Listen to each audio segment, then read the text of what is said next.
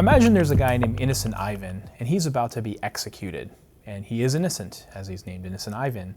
And the executioner decides to give Ivan some options. He says, choice 1 is, I'll kill you using the guillotine. Choice 2 is, I'll boil you alive. And choice 3 is, death by 1,000 cuts. Ivan quite sensibly chooses the guillotine over the other two, rather than being boiled alive or being killed by 1,000 cuts, because it's relatively painless and merciful. Now, suppose you're watching on the sidelines and you say, Ivan shouldn't be killed in the first place. It's unjust that he be subject to the guillotine because he's innocent. So you somehow destroy the guillotine to prevent him from being executed by the guillotine. Well, you haven't made his life better. Like, you have taken away an injustice in a sense, but you haven't made his life any better. You've taken away his best option, and all he has left are 2 worse options. And so this should give you kind of a general principle, which is that if you see something that you think is unjust, it's not enough to say it's unjust to think it's worth getting rid of, unless you can replace it with something that's an even better option for the people subject to it. So what would be like a real life example of this? Well, when you think about the debates people have about exploitation and sweatshops and third world labor standards and so on, they often seem to be like this. People look at sweatshops and they say they're exploitative, they harm third world workers, let's get rid of them. And when you get rid of them, though, what happens? What if it turns out all you're doing is getting rid of a person's best option? That doesn't seem like a very good thing to do, even if you're right that they're unjust. It seems like what you want to do instead is replace this, if it's a bad option, with something that's an even better option. And that might turn out to be harder to do than we think. So first of all, why think that sweatshops might actually be a better option?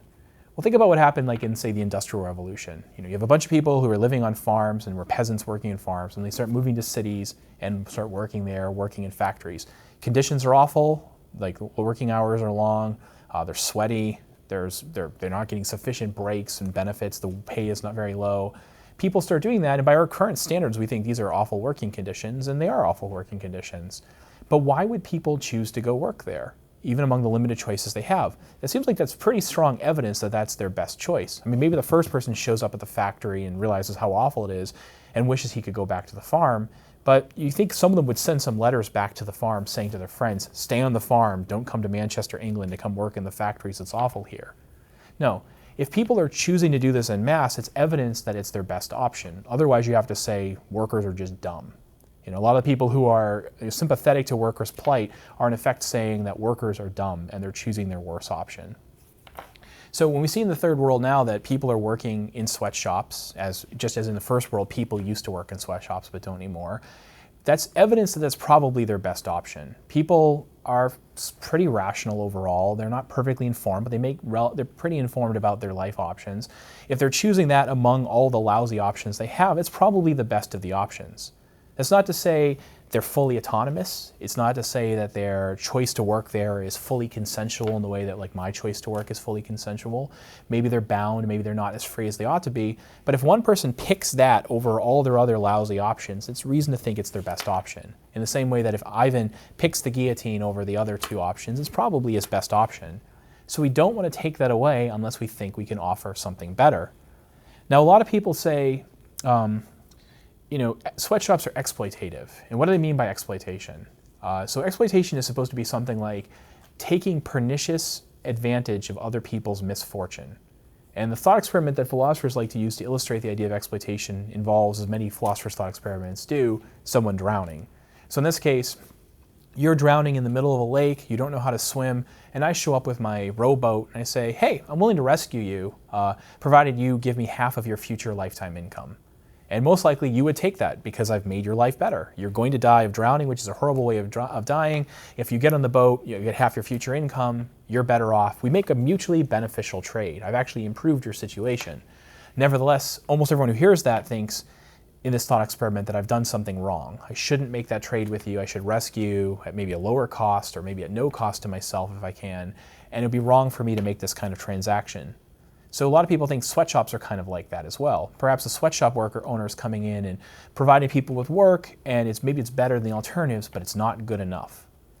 So first of all, again, is it actually better than the alternative? Surprisingly, economists are pretty unanimous on this. So people often treat it as it's a right-wing versus left-wing thing, or a classical liberal versus left liberal thing. But you can go and see people like Sachs and Krugman saying the same thing. Sweatshops are better than alternatives. Sachs says maybe we need more sweatshops, not less. Krugman saying, back in the late 90s, he wrote an article saying a lot of the moral indignation that attaches to sweatshops and globalization comes from people who just don't understand the process. Recently, the economist Ben Powell published a book with Cambridge, and he was looking there at the kinds of wages that people receive. And in the apparel industry, or in the third world, you find that the people working there are often making usually making well over the national average, right? Even after working 40 hours a week. And these are people who aren't expected to make the national average income because they're lower skilled people, but nevertheless, they're getting paid something like 3 to 7 times what they would get paid if they were working in anywhere else. So maybe their options aren't very good compared to my options. I'm not saying that their situation is great, but nevertheless, it looks like it's better than the alternatives. It's also worth noting from an economic perspective that pretty much every country that is now developed has gone through a sweatshop period. The United States had a very long sweatshop period because it was a growth leader. The UK, the Netherlands, and so on also had long sweatshop periods. Other countries have a sort of period of development with sweatshops that goes much faster. So say take South Korea, back in say 1965, South Korea has a third world standard of living. It's a very poor country. Fast forward 40 years later, it's one of the richest countries in the world. They had tremendous economic growth, but they also went through a sweatshop period. Japan, same thing, right? So a lot of countries do this as sort of a step on the way up, right? So we don't want to stop that from happening. Again, maybe it's too bad that people are working under these lousy conditions, but if it's a temporary thing and it's going to be followed by something better, we don't want to stop that process from happening. At best, what we want to do is skip it and get to the good thing right away. So again, the idea here is, even if you think sweatshops are exploitative, you don't want to take away someone's best option unless you can replace it with an even better option. So one response to that is to say, well, we can replace it with a better option. Couldn't businesses just pay people even more? Maybe 7 times the going rate in Honduras might be pretty good compared to what people are getting, but shouldn't they pay them 10 times or 15 times the going rate? Can't they pay even more money?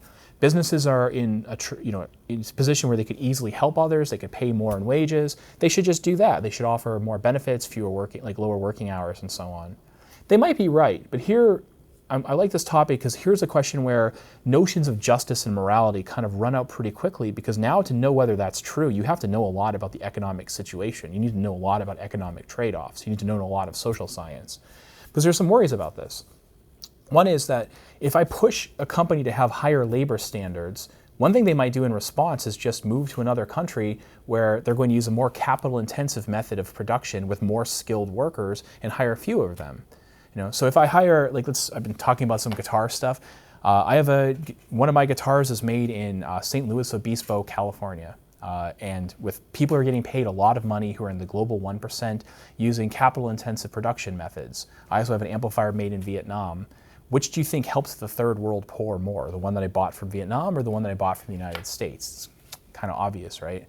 Also, companies are often competing against other companies. So if we decide to unilaterally raise our costs, then we have to compete with the person who doesn't. And so we might not actually be able to raise our costs because our competitors won't, and then we'll go out of business. So it's interesting, even Marx seemed to agree with this. So Marx is often misread as saying that the capitalists are just exploiting the proletariat and that's all because they're mean. That's not what he's saying. Marx thought even the capitalists were kind of forced by capitalism into having to do the kinds of things that they do. But even now, I still might be painting capitalists as being worse than they are, because what happens if a company decides to raise wages? At long last, justice will be done, and Walmart will pay its poor floor associates $25 an hour, a really good, decent amount of money. The problem, though, is what will happen to who will end up working at Walmart? You can go on the Census Bureau right now and look at the wages of people all across the country, and you find that lots of skilled workers, mechanics and floor carpenters and administrative assistants and dental hygienists and so on, are making less than $25 an hour on average. As Walmart decides to raise its wages more and more and more, some of those people will decide it's no longer worth doing their skilled labor job and will decide to go work at Walmart. And they'll be competing with the kinds of people who currently work at Walmart, who are people who tend to have fewer skills or they have less of a job history and less experience. So the Walmart, as it decides to raise its wages, what will likely happen is the people who go in and work at Walmart will get more money, and there'll be a higher, a person with a better background, and the kinds of people who currently work at Walmart, ones who have fewer job skills and less of an employment history, will get excluded from that market and have to go work somewhere else if they can get a job. So it sounds nice, Walmart would just raise its wages, but what might happen instead is we get a phenomenon called job gentrification. Now these are worries, maybe it'll all work out in the end, but it's just to note that the economics of this is much more complicated, and our hearts, beat on behalf and bleed on behalf of the people that we think are suffering, and so we look for kind of easy solutions. But when you're talking about changing an economy or intervening in an economy on behalf of justice, you have to recognize that an economy is like an ecosystem, and you can't manage it all that easily. When you manage it, there will be unintended consequences, and it's not a machine that can simply be tinkered with and have things go the way that you want without any problems.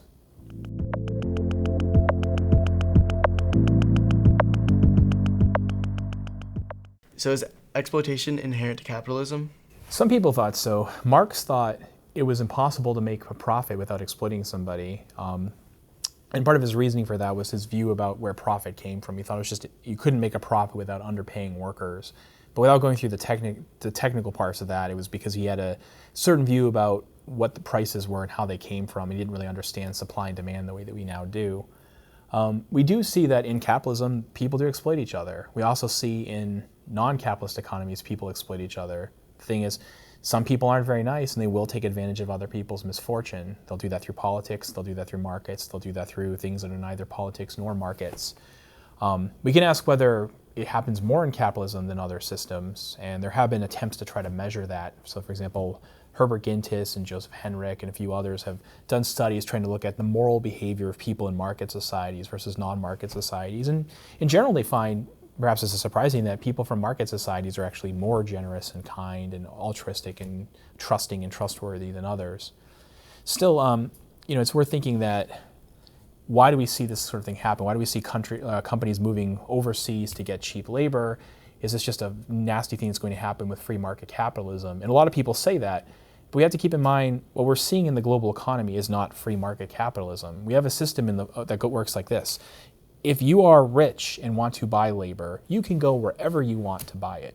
If you are a poor laborer, you're not allowed to move wherever you want to get a better deal. Instead, you're basically required to stay put in your home country and you can't move elsewhere. So, let's say you're a medical doctor and you have a degree from Oxford. Someone will give you an immigration visa to go anywhere you want. You can practice medicine pretty much anywhere. If you're a poor laborer in, say, Bangladesh, you're not allowed to leave Bangladesh. No one else will take you in. So you might wonder, if the conditions there are so bad for the Bangladeshi worker, why doesn't he just move to, say, Washington, D.C., where he can get a job as a janitor making 10 times the amount that he was making before, even after he adjusts for cost of living, and have a much better life? And the answer is because we don't let him. We have immigration restrictions. So the system is actually rigged against the poorest workers. It's almost as if someone designed it to benefit large corporations who want to employ workers at the expense of the poor.